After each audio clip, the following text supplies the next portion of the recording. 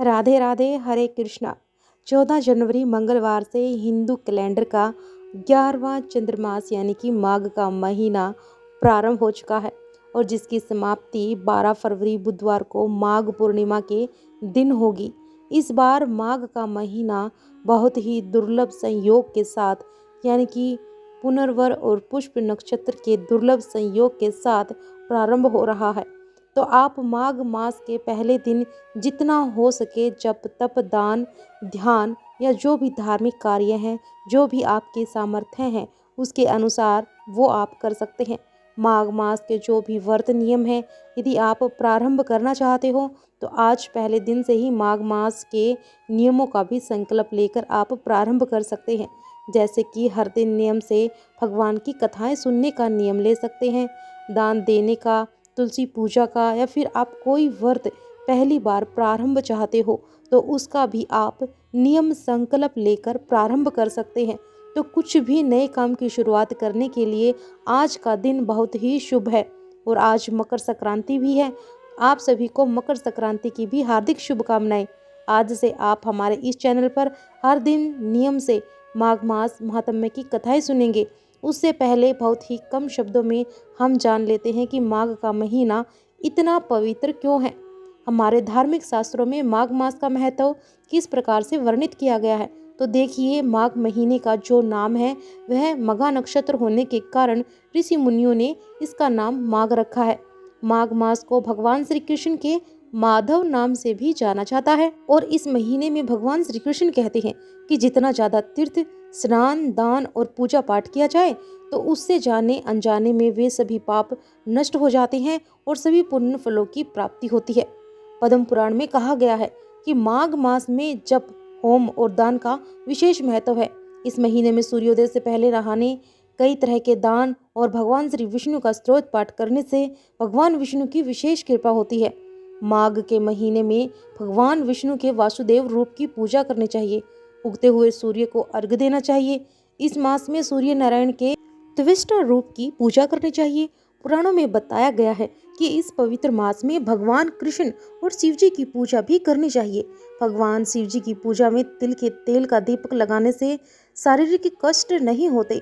धार्मिक ग्रंथों में कहा गया है कि माघ महीने के दौरान मंगलवार और गुरुवार का व्रत करने से विशेष फल मिलता है। माघ मास में हर दिन नहाने के पानी में गंगा जल और तिल डालकर स्नान करना चाहिए। हो सके तो हर दिन नियम से किसी पवित्र नदी में स्नान करना चाहिए। ऐसा करने से कई जन्मों के पाप नष्ट होते हैं और इस महीने में तांबे के बर्तन में तिल भरकर किसी योग्य व्यक्ति को दान में देना चाहिए।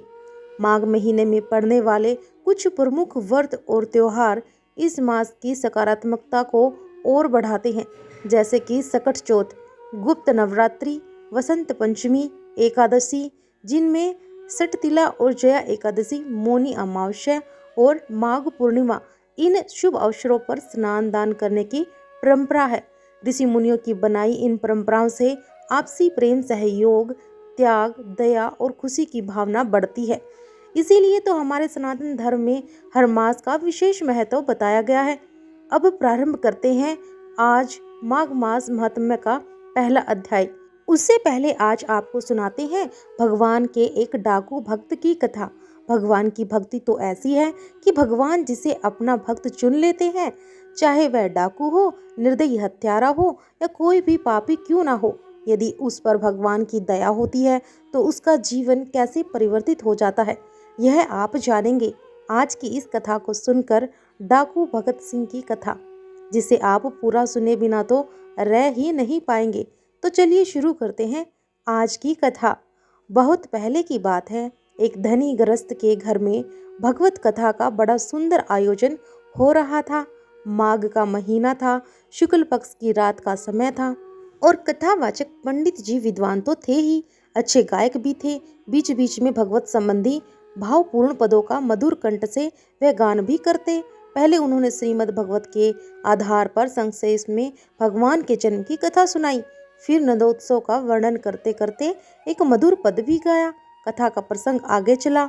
श्रोतागण व्यवहार की चिंता और शरीर की सुधि भूलकर भगवत आनंद में मगन हो गए, मस्त हो गए और बहुतों के शरीर में रोमांच हो आया कितनों की आंखों में तो आंसू छलक आए। सभी तन्मय हो रहे थे। भगवान की कथा लीला श्रवण में ऐसा ही तो आनंद आता है, ऐसे ही तो रस है। तो कभी भी कथा सुनते समय इस बात की चिंता नहीं करनी चाहिए कि कथा कितनी लंबी है। आपको तो बस अपने मन की आंखों से भगवान की इन सब लीलाओं को मन की आंखों से देखना चाहिए और कथा का श्रवण करना चाहिए। ठीक उसी समय सुयोग देखकर एक डाकू उस धनी गृहस्थ के घर में घुस आया और उसने सोचा कि सभी लोग तो कथा सुनने में मगन हो रहे हैं, यही अवसर है कि मैं इस घर से सारा सोना चांदी, सारा धन लूट लूं। और वह चुपचाप सोना चांदी, धन रतन आदि ढूंढने लगा। लेकिन भगवान की ऐसी लीला कि बहुत कोशिश करने पर भी उस घर में उसके हाथ कुछ नहीं लगा। वह जिस समय कुछ न कुछ हाथ लगाने के लिए इधर उधर ढूंढ रहा था, खोज रहा था, उसी समय अचानक उसका ध्यान उस कथा की ओर चला गया। कथावाचक पंडित जी महाराज उस समय ऊंचे स्वर से कह रहे थे कि प्रातः काल हुआ। पूर्व दिशा उषा की मनोरम ज्योति और अरुण की ललिमा से रंग गई। उस समय वज्र की झांकी अलौकिक हो रही थी। गौवें और बछड़े सिर उठा उठाकर नंद बाबा के महल की ओर बड़ी इच्छा से, बड़ी कामना से देख रहे थे कि अब हमारे प्यारे श्री कृष्ण हमें आनंदित करने के लिए आ ही रहे होंगे। और ठीक उसी समय भगवान श्री कृष्ण के प्यारे सखा श्री दामा, सुदामा, वसुदा आदि ग्वालों ने आकर भगवान श्री कृष्ण और बलराम जी को बड़े प्रेम से पुकारा। अरे ओ हमारे प्यारे कन्हैया, आओ ना, अरे अब तक तुम सो ही रहे हो, देखो तो जरा, गौएं तुम्हें देखे बिना रंभा रही है और हम भी कितनी देर से खड़े हैं। चलो चलो वन में गौएं चराने के लिए चलते हैं। दाऊ दादा, और तुम इतनी देर से क्या कर रहे हो? इस तरह की ग्वाल वालों की पुकार और जल्दबाजी देखकर नंद रानी ने अपने प्यारे पुत्रों को बड़े ही मधुर स्वर से पुकारा, पुकार पुकार कर जगाया। और फिर मैया ने स्नेह से उन्हें माखन मिश्री का और तरह तरह के पकवानों का कलेव करवाकर बड़े चाव से खूब सजाया। लाखों करोड़ों रुपयों के गहने, हीरे जवाहरात और मोतियों से जड़े स्वर्ण अलंकार अपने बच्चों को धारण करवाए। मुकुट, बाजूबंद, हार जो मणियागर थी, उनके प्रकाश के सामने प्रातःकाल का उजाला भी फीका पड़ गया। इस तरह भली भांति सजाकर नंद रानी ने अपने लाडले पुत्रों के सुरगु थे और फिर बड़े प्रेम से गौ चराने के लिए उन्हें विदा कर दिया। यह सारी बातें कथावाचक पंडित जी सामने बैठे हुए श्रोतागणों को सुना रहे थे और यह सारी बातें डाकू ने भी सुनी। उस डाकू ने सुनी जो हमेशा धन रतन जवाहरात आदि लूटने के लिए हमेशा ललाए रहता था। उसने बस इतनी ही बातें कथा के बीच में से सुनी और तो कुछ उसने सुना ही नहीं था। अब वो सोचने लगा कि अरे यह तो बड़ा अनुपम संयोग है कि मैं तो छोटी मोटी चीजों के लिए इधर उधर मारा मारा फिरता हूँ और यह तो अपार संपत्ति हाथ लगने का अवसर है। अरे केवल दो ही तो बालक ही तो हैं और उनके दोनों गलों पर मैंने दो दो चपटे जड़े नहीं कि वह खुद अपने गहने निकाल कर मुझे सौंप देंगे। अब कथा की यह बातें सुनकर अब डाकू के मन में यह बात आ गई कि यह बात घर कर गई कि अब तो चाहे कुछ हो जाए, मुझे उन दोनों बालकों को लूटना ही है जो लाखों करोड़ों रुपए के हीरे जवाहरात पहना करते हैं। मैं तो बेकार ही छोटी मोटी चीजों की चोरी किया करता हूँ। ऐसा सोचकर वह डाकू धनी गृहस्थ के घर से बाहर निकल गया और कथा के समाप्त होने की बाट देखने लगा। बहुत रात बीतने पर कथा समाप्त हुई। तब तक वह डाकू टस से मस नहीं हुआ, भूखा प्यासा वहीं इंतजार करता रहा।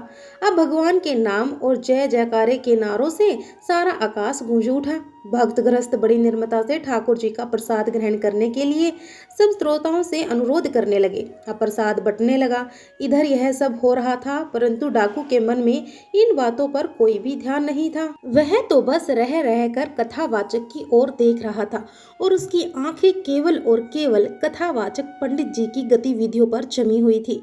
कुछ समय के बाद प्रसाद पाकर कथावाचक जी अपने डेरे की ओर चले और डाकू भी उनके पीछे पीछे हो लिया। अब जब पंडित जी खुले मैदान में पहुंचे तो डाकू ने पीछे से कुछ कड़े स्वर में पुकार कर कहा, ओ पंडित जी खड़े रहो। अब पंडित जी के पास दक्षिणा के रुपए पैसे भी थे। वह कुछ डर कर और तेज चाल से चलने लगे। अब डाकू ने भी पीछे पीछे दौड़ते हुए कहा कि पंडित जी जहाँ खड़े हो खड़े रह जाओ। ऐसे भागने से नहीं बच सकोगे। अब पंडित जी ने देखा कि अब तो छुटकारा ही नहीं है, तो वह लाचार होकर अपनी जगह पर ठहर गए। अब डाकू ने उनके पास पहुंचकर कहा, देखिए पंडित जी, आप जिन कृष्ण और बलराम की बातें कर रहे थे, उनके लाखों करोड़ों रुपए की गहनों का वर्णन कर रहे थे। मुझे बताओ जरा, उनका घर कहाँ है, और यह भी बताओ कि वे दोनों गौएं चराने के लिए कहाँ जाते हैं। आप सारी बातें ठीक ठीक बता दीजिए।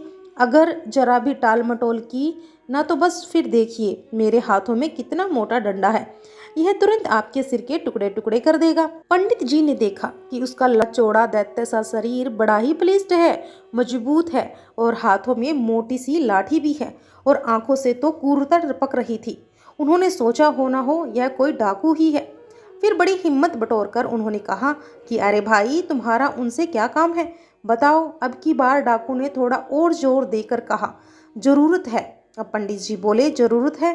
अरे बताने में कुछ अड़चन है क्या भाई? तब डाकू ने कहा, पंडित जी, मैं डाकू हूँ और मैं उनके गहने उठाना चाहता हूँ। गहने मेरे हाथ लग गए तो आपको भी अवश्य ही कुछ न कुछ दे दूंगा। और देखिए, आप टाल मटोल मत कीजिए, जल्दी जल्दी और ठीक ठाक बताइए कहाँ हैं वे लोग। तो पंडित जी ने समझ लिया कि यह तो वज्र मूर्ख है। अब उन्होंने कुछ हिम्मत करके कहा कि अरे, अब इसमें डर किस बात का है, मैं तो तुम्हें सब कुछ बतला दूंगा, लेकिन यहाँ रास्ते में तो मेरे पास पुस्तक नहीं है। मेरे डेरे पर चलो, पुस्तक देखकर सारा पता ठीक ठाक बतला दूंगा। अब डाकू धन पाने की इच्छा से उनके साथ साथ चलने लगा, और डेरे पर पहुंचकर पंडित जी ने किसी से कुछ नहीं कहा, बस चुपचाप पुस्तक बाहर निकाली, और वे डाकू को भगवान श्री कृष्ण और बलराम जी के रूप माधुरी सुनाने लगे। उन्होंने कहा कि श्री कृष्ण और बलराम दोनों के ही चरण कमलों में सोने के सुंदर सुंदर नुपुर है, जो अपनी रुंझुन ध्वनि से सबके मन को मोह लेते हैं। श्याम वर्ण के श्री कृष्ण, पीताम्बर वर्ण का और गौर वर्ण के बलराम नील वर्ण का वस्त्र धारण कर रहे हैं, और दोनों ही कमर में बहुमूल्य मोतियों से जड़ी सोने की करधनी शोभामान है। गले में हीरे ज्वारात के सवर्ण हार हैं, और ऐसी मणि जगत में कोई दूसरी है भी नहीं। कलाई में रतन, जट सोने के कंगन, कानों में मणि कुंडल, सिर पर मनोहर मोहन चूड़ा, घुंघराले काले काले बाल, ललाट पर कस्तूरी का तिलक, और होठों पर मंद मंद मुस्कान। आंखों से मानो आनंद और प्रेम की वर्षा हो रही है। श्री कृष्ण अपने कर कमलों में सोने की वंशी के लिए उसे अधरों से लगाए रहते हैं। उनकी अंग कांति के सामने करोड़ों सूर्य की कोई गिनती ही नहीं। रंग बिरंगे सुगंधित पुष्पों की माला, तोते की सी नुकीली नासिका, कुंद बीज के समान श्वेत दांत, बड़ा ही लुभावना रूप है उनका। देखते देखते नेत्र बंद ही नहीं होते हैं। बाके बिहार श्री कृष्ण अपनी बांसुरी राधे राधे की मधुर तान छोड़ते हैं, तब बड़े बड़े ज्ञानी भी अपनी समाधि से पिंड छुड़ाकर उसे सुनने के लिए दौड़ पड़ते हैं। यमुना जी के तट पर वृंदावन में कंदम वृक्ष के नीचे प्राय उनके दर्शन मिलते हैं। वन मालाधारी श्री कृष्ण और हलधार बलराम। तब डाकू ने पूछा कि अच्छा पंडित जी, एक बात बताइए, ये सारे गहने मिलाकर कितने रुपए के होंगे? अब पंडित जी तो भगवान श्री कृष्ण और बलराम जी के अद्भुत सौंदर्य की झांकी करा रहे थे, और उस लुटेरे डाकू का तो ध्यान बस केवल और केवल उनके द्वारा पहने गए गहनों पर थे। उनका मूल्य ही आंक रहे थे, उनका ध्यान केवल और केवल उनके गहनों पर ही था। तब डाकू ने पूछा कि अच्छा पंडित जी, अब बता ही दीजिए कि ये सारे गहने मिलाकर कितने के होंगे? अब पंडित जी ने कहा कि ओहो, इसकी तो कोई गिनती ही नहीं है, करोड़ों अरबों से भी ज़्यादा के हैं। तब डाकू ने सोचा, तो फिर क्या, जितने गहनों के आपने नाम लिए हैं उनसे भी अधिक और पहनते हैं? अब पंडित जी बोले, और तो क्या, संसार की सारी संपत्ति एक और कौस्तुभ मणि एक और, फिर भी कोई तुलना ही नहीं। अब तो डाकू मन ही मन बड़ा प्रसन्न हुआ, और डाकू ने आनंद से गदगद होकर कहा, ठीक है, और क्या क्या है? तब पंडित जी बोले कि वह मणि जिस स्थान पर रहती है ना, वहाँ पर सूर्य के समान प्रकाश हो जाता है, बिल्कुल भी अंधेरा नहीं रह सकता उस जगह पर, और वैसा रतन तो पृथ्वी पर कोई और है ही नहीं। अब डाकू ने कहा, तब तो फिर पंडित जी उसके दाम भी बहुत ज़्यादा होंगे, क्या बोलो? तो एक बार भली बातें समझा तो दीजिए। हाँ पंडित जी, एक बात तो मैं भूल ही गया, वह सारे गहने लूटने के लिए मुझे किस ओर जाना चाहिए? अब पंडित जी ने उस डाकू को सारी बातें फिर से समझा दी। तब डाकू ने कहा, देखो पंडित जी, आपने तो मुझे सारी बातें बता दी। अब मैं जल्दी ही उन्हें लूट कर आपको भी आकर कुछ न कुछ जरूर दूंगा। अच्छा एक बात तो बताइए, जहाँ वह रहते हैं वह जगह यहाँ से ज़्यादा दूर तो नहीं है ना? अच्छा एक बात तो बताइए, मैं एक ही रात में पहुँच जाऊँगा अब वहाँ पर? अच्छा हाँ हाँ हाँ, एक और बात बताइए। अब पंडित जी, क्या वह हर दिन गौवें चराने जाते हैं? ऐसा तो नहीं किसी दिन घर पर ही रह जाते हो? अब पंडित जी ने कहा कि हाँ, और तो क्या, वह तो हर दिन नियम से गौवें चराने जाते हैं।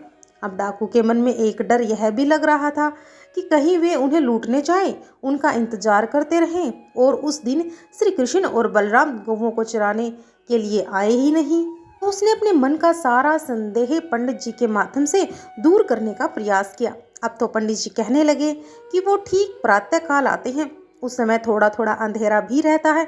तो डाकू कहने लगा कि ठीक है पंडित जी, मुझे सारी बातें समझ में आ गई है। तो अब बताइए जरा मुझे किधर जाना चाहिए? अब पंडित जी बोले, ठीक उधर बराबर उत्तर की ओर चले जाओ, तुम्हें वहीं मिल जाएंगे श्री कृष्ण और बलराम जी। अब तो डाकू पंडित जी को प्रणाम करके वहां से चल पड़ा। अब पंडित जी मन ही मन हंसने लगे कि देखो यह कैसा पागल है। अब थोड़ी देर के बाद उन्हें उस डाकू की चिंता होने लगी। सोचने लगे कि यह मूर्ख 2-4 दिन तो ढूंढने का प्रयास करेगा, फिर लौटकर ये कहीं यहीं वापस आकर मुझ पर ही अत्याचार करने लगेगा। तो कहीं यह सोचने लगा कि मैंने जो पता बताया है, जिस तरह की झांकी मैंने करवाई थी, जिस जिस तरह के हीरे जवाहरात मैंने बताए थे, वह सब उसे ना मिले तो फिर वह क्या करेगा? वह तो लौटकर मुझे ही परेशान करेगा। किंतु नहीं, वह बड़ा विश्वासी है, लौट कर आएगा ना तो एक रास्ता और बतला दूंगा। अब तक इतना तो मुझे समझ में आ ही गया कि वह मुझ पर विश्वास बहुत करता है और फिर करोड़ों अरबों रुपए के गहने पाने के लिए वह तो किसी दूसरे रास्ते पर भी चला जाएगा। और जब मैं उसे दूसरा रास्ता बता दूंगा, तब तक मैं तो कथा समाप्त करके यहाँ से चलता बनूंगा। इससे पिंड छुटाने का और उपाय ही क्या बचा है मेरे पास। अब पंडित जी इस तरह की बातें अपने मन ही मन में सोचकर कुछ निश्चिंत हो जाते हैं। उधर पंडित जी से सारा रास्ता सारा पता जानकर वह डाकू घर गया और उसकी भूख प्यास नींद सब उड़ गई। वो रात दिन गहनों की बात सोचा करता। चमकीले गहनों से लदे दोनों नयन मन हरण बालक उसकी आंखों के सामने नाचते रहते। अब तो डाकू के मन में एक ही धुन थी कि उनके गहने लूटना। अब अंधेरा हुआ और डाकू ने लाठी उठाकर कंधे पर रखी और वह पंडित जी की बताई हुई उत्तर दिशा की ओर चल पड़ा। वह उत्तर भी उसकी अपनी धुन का ही था। दूसरों के देखने में शायद तो वह दक्षिण ही जा रहा था और उसे तो इस बात का भी पता नहीं था कि उसके पैर धरती पर पड़ रहे हैं या फिर कांटों पर। चलते चलते एक जगह पर डाकू की आंखें खुली। उसने देखा कि बड़ा सुंदर हरा भरा वन है और वहां पर एक नदी भी कल कल करती हुई बह रही है। उस नदी का पानी बड़ा मीठा था। उसने सोचा और फिर निश्चय किया कि यह यही है, परंतु उसने आसपास नजरें घुमाई तो वहां पर कदम का पेड़ उसे दिखाई नहीं दिया। अब उसने सोचा कि वह कदम का पेड़ जो पंडित जी बता रहे थे वे कहाँ मिलेगा। अब डाकू बड़ी सावधानी के साथ एक एक वृक्ष के पास जाकर कदम को पहचानने की चेष्टा करने लगा। अंत में वहां पर उसे एक कदम का वृक्ष मिल ही गया। अब तो उसके आनंद की सीमा ही नहीं रही। उसने बड़ी चैन की सांस ली, आसपास अपनी आंखें दौड़ाई। एक छोटा सा पर्वत, घना जंगल और गौवें चराने का हरा भरा मैदान भी दिख गया। हरी हरी धूप रात के स्वाभाविक अंधेरे में घुल मिल गई थी। फिर भी उसके मन के सामने गौओं को चराने और चराने वाले की छटा छिटक ही गई। जैसा जैसा वृत्तांत पंडित जी ने बताया था, वैसा वैसा कुछ उसके मन की आंखों के सामने चलने लगा। अब डाकू के मन में एक ही विचार था कि कब सवेरा हो और कब अपना काम बने। अब वह एक एक क्षण सावधानी से देखता और सोचता कि अब सवेरा होने में भला कितनी देर है। जैसे जैसे रात बीती थी वैसे वैसे उसकी चिंता, उत्तेजना, आग्रह और आकुलता भी बढ़ती जाती। अब वह कदम पर चढ़ गया और देखने लगा कि किसी और उजाला तो नहीं हुआ, बंसी की आवाज़ तो नहीं आ रही है। उसने अपने मन को समझाया कि अरे अभी तो सवेरा होने में देर है, मैं जैसे ही बंसी की धुन सुनूंगा वैसे ही उन पर टूट पड़ूंगा, अब सब कुछ लूट कर ले जाऊंगा। कुछ भी नहीं छोड़ूंगा। ऐसा सोचता हुआ वह बड़ी उत्कंठा के साथ सवेरा होने का इंतजार करने लगा। देखते देखते मानो किसी ने प्राची दिशा का मुख रोली के रंग से रंग दिया हो। डाकू के हृदय में आकुल और भी बढ़ गई। वह पेड़ से कूदकर जमीन पर आया, परंतु बंसी की आवाज़ सुनाई न पड़ने के कारण फिर से उछलकर कदम पर चढ़ गया। वह भी किसी प्रकार की कोई आवाज़ सुनाई नहीं पड़ी, क्योंकि पंडित जी ने तो कहा था कि श्री कृष्ण और बलराम तो उस समय आते हैं जब सुबह का हल्का हल्का सा अंधेरा हो। अब तो सुबह भी होने लगी है, किसी का कोई अता पता ही नहीं था। उसका हृदय इंतजार करते करते मानो क्षण पर क्षण फटता जा रहा था। अभी अभी उसका हृदय विहर उठता है, लेकिन यह क्या, उसकी आशा अब पूरी हो गई। दूर कहीं बहुत दूर से बंसी की सुरीली आवाज आ रही थी। सुनते ही वह तो छटपट वृक्ष से ऊंचे से ही कूद पड़ा। हाँ ठीक है ठीक है, अरे बांसुरी ही तो है ना। अच्छा यह सवर तो और पास आता जा रहा है। उसने सोचा कि पंडित जी ने तो जो लोग बताए थे, जो श्री कृष्ण और बलराम के बारे में बताया था, वह तो अब इसी दिशा में आ रहे हैं। अब डाकू जो था वह आनंद के आवेश में अपनी सुध और बुध खो बैठता है। इतना व्याकुल था कि वह सब कुछ पाने के लिए कि वह व्याकुलता के मारे मूर्छित होकर धरती पर ही गिर पड़ा। कुछ ही क्षणों में उसकी बेहोशी दूर हुई। आंखें खुली, उठकर खड़ा हो गया। देखा तो पास ही जंगल में एक दिव्य शीतल प्रकाश चारों ओर फैल रहा है, और उस मनोहर प्रकाश में दो मनमोहन बालक अपने अंग की अलौकिक छटा बिखेर रहे हैं। गौवे और बाल गोपाल उनके आगे आगे कुछ दूर निकल गए। डाकू ने उन्हें देखा और अभी पुकार भी नहीं पाया था कि मन मुक्त हो गया। आहा, कैसे सुंदर चेहरे हैं, और इनकी आंखों से तो मानो अमृत ही बरस रहा है। इनके तो अंग अंग बहुमूल्य आभूषणों से भरे हैं। हाय रे हाय, इतने नन्हे नन्हे सुकुमार बालकों को माँ बाप ने अपनी गौवें चराने के लिए आखिरकार भेज कैसे दिया हो। मेरा तो जी भराता है, मन चाहता है मैं तो बस और बस केवल इन्हें ही देखता रहूं। अरे यह बालक तो ऐसे मन को मोह रहे हैं कि इनके गहने उतारने की बात तो क्या, इन्हें तो और भी सजाना चाहिए ना। मैं इनके गहने नहीं छीन सकता। गहने, मैं तो बिल्कुल गहने छीन ही नहीं सकता। अरे जब मैं गहने ही नहीं छीन सकता तो फिर भला मैं यहाँ आया ही क्यों, मैंने इतना इंतजार किया ही क्यों। ठीक है, मैं गहने छीन लूँगा, हाँ, लेकिन मैं इन्हें मारूंगा नहीं। अब वो डाकू जो एक बार अपने मन में यह सोच रहा था कि करोड़ों अरबों के जो गहने उन्होंने पहने होंगे, अगर वह अपनी मर्जी से नहीं देंगे तो मैं ज़बरदस्ती उनसे छीन लूँगा, और तब भी ना माने तो एक दो डंडे उन्हें या चपत लगा दूंगा। अब तो वह मुझे गहने दे देंगे। लेकिन अब अपने सामने प्रत्यक्ष उनकी छवि को देखकर डाकू के मन में ऐसा आने लगा कि ये इतने सुकुमार बालक, इनकी छवि कितनी निराली है। अरे भला इनके गहने लूटने की तो बात दूर है, इन्हें तो और गहनों से लाद देना चाहिए, इनका तो खूब श्रृंगार करना चाहिए। फिर उसके मन में आया कि नहीं, मैं तो इतनी रात भर इंतजार करता रहा, अब गहने तो मुझे छीनने ही पड़ेंगे। हाँ, लेकिन मैं इनके साथ कोई जोर जबरदस्ती नहीं करूँगा, इन्हें बिल्कुल नहीं सताऊंगा, मारूंगा भी नहीं। फिर अचानक वह सोचने लगा, बाबा रे बाबा, मुझसे यह काम नहीं होगा। तेरे की यह मोह कैसा, अरे मैं तो डाकू हूँ। डाकू और एक डाकू के मन में दया, बस बस बस, मैं अभी गहने छीन लेता हूँ। ऐसा कहते कहते वह डाकू श्री कृष्ण और बलराम जी की ओर दौड़ा। उसके मन में यह सारे प्रश्न, यह असमंजस की स्थिति लगातार चल रही है। ऐसा कहते कहते जब वह उनकी ओर दौड़ा तो भगवान श्री कृष्ण और बलराम जी के पास पहुंचकर उनका स्वरूप देखते ही एक बार फिर से उसकी चेतना लुप्त हो गई। उसके पैर लड़खड़ा गए और वह वहीं गिर पड़ा। फिर उठा, कुछ देर टकटकी लगाए देखता रहा।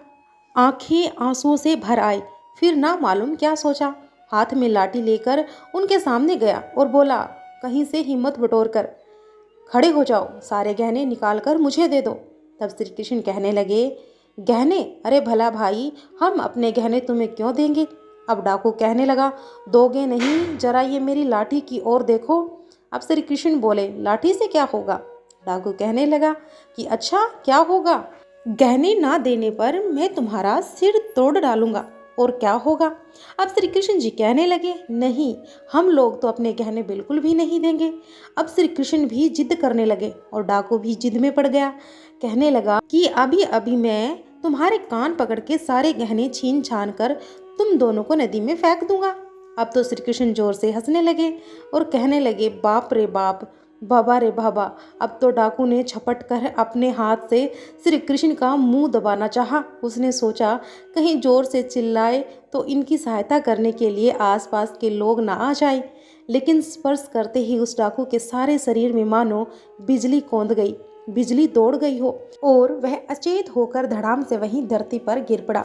कुछ क्षणों के बाद जब उसे होश आया तब वह श्री कृष्ण से बोला, अरे तुम दोनों कौन हो? मैं जो जो तुम दोनों को देखता हूँ त्यों त्यों तुम मुझे और भी सुंदर और मधुर मनोहर क्यों देख रहे हो? मेरी आंखों की पलकें पड़नी बंद हो गई है। हाय हाय, मुझे रोना क्यों आ रहा है और मेरे शरीर के सारे रोए रोए क्यों खड़े हो गए हैं?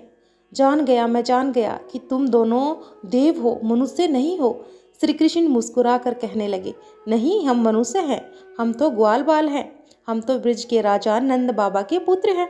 तब डाकू कहने लगा, आहा, कैसी मनोहर मुस्कान है। अच्छा, जाओ जाओ जाओ, तुम लोग गौएं चराओ, मैं तुम्हारे गहने नहीं लूटूंगा, जाओ। मेरी आशा दुराशा सब, मेरी चाह आहा सारी मिट गई। अब तुम लोग मुझसे बिल्कुल मत डरो, मैं तुम्हारे गहने नहीं छीन सकता, बल्कि हाँ, मैं यह चाहता हूँ कि तुम दोनों सुकुमार अंगों में मैं अपने हाथों से और भी गहने पहनाऊं। जाओ, हाँ, यहाँ से चले जाओ और फिर एक बार अपने दोनों लाल लाल चरण कमलों को जरा जाने से पहले मेरे सिर पर तो रख दो। हाँ हाँ हाँ, जरा अपने हाथ तो इधर करो। एक बार तुम्हारी इन सुकुमार हथेलियों का चुंबन करके अपने प्राणों को तुम कर लूं। ओहो, तुम्हारा स्पर्श कितना शीतल, कितना मधुर, और मैं धन्य हो गया। तुम्हारे मधुर स्पर्श से मेरे हृदय की ज्वाला शांत हो रही है, सारी आशा अभिलाषा ही मिट गई। जाओ, हाँ हाँ, तुम अब दोनों जाओ, मेरी भूख प्यास भी मिट गई। अब तो मुझे कहीं और जाने की इच्छा ही नहीं होती, अब तो मैं यही रहूँगा। तुम दोनों रोज इसी रास्ते से जाओगे ना? एक बार, केवल एक क्षण के लिए, हर दिन। हाँ, ध्यान रखना, हर दिन मुझे दर्शन देकर जाना, और देखो, भूलना नहीं, किसी दिन आओगे नहीं दर्शन देने के लिए तो याद रखो, मेरे प्राण उसी दिन छटपटाकर छूट ही जाएंगे। इसीलिए इतना वचन तो देकर जाना कि यहाँ से तुम दोनों हर दिन मुझसे मिलकर जरूर जाओगे। तब श्री कृष्ण जी कहने लगे कि अच्छा, एक बात बताओ, अब तुम हम लोगों को मारोगे तो नहीं और ये हमारे गहने तो छीनोगे नहीं? हाँ, ऐसी प्रतिज्ञा करो तो हम लोग प्रतिदिन आ सकते हैं। अब डाकू ने सोचा, प्रतिज्ञा? अरे भगवान की शपथ, मैं तुम लोगों को कभी नहीं मारूंगा, तुम्हें मार ही नहीं सकता। भला इस संसार में कोई, अरे तुम्हें तो देखते ही सारी शक्ति ही गायब हो जाती है, मन ही हाथ से निकल जाता है, फिर तुम्हें कौन मारे, कैसे मारे? अच्छा, तुम लोग जाओ, मैं तुम्हें कुछ नहीं कहूँगा। तब श्री कृष्ण जी कहने लगे, अच्छा, तुम आए तो थे हमें लूटने के लिए और तुम हमें अब लूटना भी नहीं चाहते, तुमने हमें मारा भी नहीं। अच्छा, अगर हम तुम्हें अपना कोई गहना दे जाएं और खुद से ही सारे गहने दे जाएं तो क्या तुम ले लोगे? अब डाकू ने सोचा कि गहने, अब भला गहनों का क्या करेंगे? अब तो मुझे कुछ भी नहीं चाहिए, अब तो मेरे अंदर लेने की इच्छा ही समाप्त हो गई है। श्री कृष्ण जी कहने लगे, अरे क्यों नहीं, ले लो, हम अपनी इच्छा से तुम्हें दे रहे हैं। डाकू कहने लगा, तुम दे रहे हो? तुम मुझे दे रहे हो? अच्छा, तब तो मुझे लेना ही पड़ेगा, लेकिन जब तुम दोनों वापस अपने घर जाओगे और तुम्हारे गहने सारे गायब होंगे, तब तो तुम्हारे माँ बाप तुम पर नाराज होंगे और तुम्हें फिर मारेंगे, तब क्या होगा? अब श्री कृष्ण बोले, नहीं नहीं, हम राजकुमार हैं, हमारे पास तो ऐसे बहुत सारे गहने हैं, जाने कितने गहने हैं, तुम चाहो तो तुम्हें और भी बहुत सारे गहने हम दे सकते हैं। अब डाकू कहने लगा, हाँ, मैं क्या करूँगा, हाँ हाँ, परंतु तुम्हारी बात टाली भी तो नहीं जा सकती। अब तुमने कहा है ना, तो तुम्हारे पास गहने हैं, तो फिर एक बात बताओ, क्या तुम्हारे पास और भी बहुत सारे गहने हैं? अच्छा, सच बताओ। श्री कृष्ण जी कहने लगे, नहीं तो क्या, हम बिना हुए ही दे रहे हैं, ले लो, तुम पहले इन गहनों को ले जाओ, हमारे पास बहुत सारे गहने हैं, तुम हमारे गहनों की चिंता मत करो। अब भगवान श्री कृष्ण अपने शरीर से गहने उतार उतार कर उस डाकू को देने लगे। तब डाकू ने कहा, देखो भाई, अगर तुम देना ही चाहते हो तो मेरा यह दुपट्टा ले जाओ और इसमें अपने हाथों से बांध दो, किंतु देखो लाला, अगर तुम मेरी इच्छा जानकर बिना मन के दे रहे हो तो मुझे गहने नहीं चाहिए। मेरी इच्छा तो बस एक ही है कि रोज एक बार तुम्हारे मनोहर मुखड़े को मैं देख लिया करूं और एक बार तुम्हारे चरण कमलों से अपने सिर का स्पर्श कर लिया करूं। अब श्री कृष्ण जी कहने लगे, नहीं नहीं, बेमन की बात कैसी, हम तो अपनी इच्छा से खुशी से तुम्हें दे रहे हैं। तुम फिर आना, तुम्हें इस बार और अधिक गहने देंगे। अब श्री कृष्ण ने डाकू के हाथ से वो दुपट्टा लिया और उस दुपट्टे में सारे गहने बांध दिए। अब डाकू ने गहने की पोटली हाथ में लेकर कहा, क्यों भाई, मैं फिर आऊँगा तो तुम मुझे और भी गहने दोगे ना? अब गहने चाहे मत देना, लेकिन अपने दर्शन जरूर दे देना। अब श्री कृष्ण ने कहा, अवश्य ही, गहने भी देंगे और दर्शन भी देंगे। अब डाकू बड़ी खुशी से गहने लेकर अपने घर के लिए रवाना हुआ। अब डाकू आनंद के सागर में डूबता उतारता घर लौटा। दूसरे दिन रात के समय कथावाचक पंडित जी के पास जाकर उसने सारा वृतांत कहा और गहनों की पोटली ले जाकर उनके सामने रख दी। बोला, देखिए देखिए तो पंडित जी, कितने गहने लेकर आया हूँ। आपकी जितनी इच्छा हो ना, सारे गहने ले लीजिए। आपको सारे चाहिए, आप सारे ले लीजिए, या अपनी इच्छा अनुसार जो जो आपको अच्छा लगे वो गहना आप ले लीजिए। अब पंडित जी उसने और गहने देना स्वीकार किया है। पता है, वो यह कह रहा था कि तुम कल फिर आना, मैं कल तुम्हें और ज़्यादा गहने दूंगा। अब पंडित जी ने यह सब सुना तो ये सब सुनकर देखकर हैरान रह गए। फिर उन्होंने बड़े आश्चर्य के साथ कहा कि मैंने जिनकी कथा कही थी उनके गहने तू ले आया। अब डाकू बोला, तब क्या पंडित जी, देखिए ना, यह खुद देखिए, यह सोने की बंसी, यह सिर का मोहन, चूड़ामणि, आपने यही सब तो बतलाया था ना। अब पंडित जी ने सुना और हक्के बक्के रह गए। बहुत सोचा, बहुत विचारा, परंतु वे किसी निश्चय पर नहीं पहुंच सके। जो अनादि अनंत पुरुषोत्तम है, बड़े बड़े योगी सारे जगत को तिनके के समान त्याग कर, भूख प्यास नींद की उपेक्षा करके सहस्त्र सहस्त्र वर्षों तक ध्यान में मगन रहते हैं, जिनकी कामना करते हैं परंतु फिर भी उनके दर्शन से वंचित ही रह जाते हैं, उन्हें ये डाकू देख आया, उनके गहने भी ले आया। ना ना ना, असंभव है, ऐसा तो हो ही नहीं सकता। परंतु यह क्या, यह चूड़ामणि, ये बांसुरी, यह गहने सभी तो अलौकिक है। इसे यह सब कहाँ और किस तरह मिल गए, भला कुछ समझ में नहीं आता। क्षण भर ठहर कर पंडित जी ने उस डाकू से कहा, क्यों भाई, तुम मुझे उनके दर्शन करा सकते हो? तो डाकू बोला, क्यों नहीं, कल ही मेरे साथ चलिए ना पंडित जी, पूरे विश्वास के साथ, केवल और केवल उस घटना का पता लगाने के लिए। अगले दिन डाकू के साथ चल पड़े और फिर नियत स्थान पर पहुंच गए। पंडित जी ने देखा कि एक सुंदर सा वन, छोटी सी नदी बह रही है, बड़ा सा घास का मैदान है, वहीं पास में कदम का वृक्ष भी है। वो वृक्ष तो नहीं है और कुछ ना ही वहाँ नदी यमुना है, पर है कुछ कुछ वैसा ही। रात बीत गई, सवेरा होने के पहले ही डाकू ने कहा, देखिए पंडित जी, आप तो नए आदमी हैं, आप किसी पेड़ की आड़ में छिप जाइए, वो कहीं आपको देख कर ना आए। तो अब प्रातःकाल होने में देर भी नहीं है, अभी आएंगे, देख लेना। अब डाकू पंडित जी से बात कर ही रहा था कि तभी मुरली की मोहक ध्वनि उसके कानों में पड़ी और बोल उठा, सुनिए सुनिए पंडित जी, बांसुरी बज रही है, कितनी मधुर, कितनी मोहक, अरे आप सुन रहे हैं ना पंडित जी?